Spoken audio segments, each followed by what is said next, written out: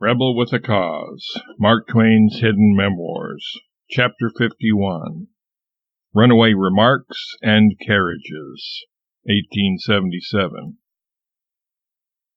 In 1877, at a gathering commemorating Whittier's birthday, I gave a speech which was deemed a misfire.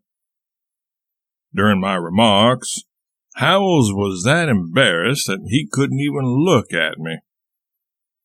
I apologized to the gents supposedly slighted, Emerson, Holmes, and Longfellow, but years later reread my speech and found nothing amiss about it. Editor's notes. The Whittier Twain mentions here was the poet John Greenleaf Whittier. Twain inaugurated the roast when he told a tall tale on this occasion, set in the backwoods of the California Gold Rush region, featuring the revered New England triumvirate of Henry Wadsworth Longfellow, Ralph Waldo Emerson, and Oliver Wendell Holmes as its antagonistic protagonists. Twain masterfully tossed these into a bubbling and sigh-popping mixture that so discommoded his friend Howells, and others, albeit to a lesser extent, for the most part. In the speech, Twain related how the boorish trio barged in on a not-so-long-suffering miner's cabin, the upshot of which was that the old prospector finally determined to never let another such visitor intrude on his abode, explaining, "I ain't suited to a literary atmosphere."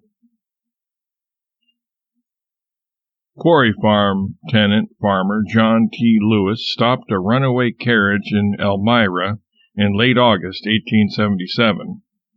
Twain wrote of this in a letter to his close friend William Dean Howells and his wife, the most pertinent paragraph of which reads, "Lewis the prodigious saw the frantic horse plunging down the hill toward him on a full gallop, throwing his heels as high as a man's head had ever jumped. So Lewis turned his team diagonally across the road just at the turn, thus making a V with the fence. The running horse could not escape that, but must enter it. Then Lewis sprang to the ground and stood in this V. He gathered his vast strength, and with a perfect Creedmoor aim he seized the gray horse's bit as he plunged by, and fetched him up standing." The Creedmoor Twain mentions is in reference to a long-range rifle match which took place on the Creed Farm in upstate New York in 1874. Twain predicted the portable telephone in his story The Loves of Alonzo Fitz Clarence and Rosanna Ethelton, which he wrote in 1877.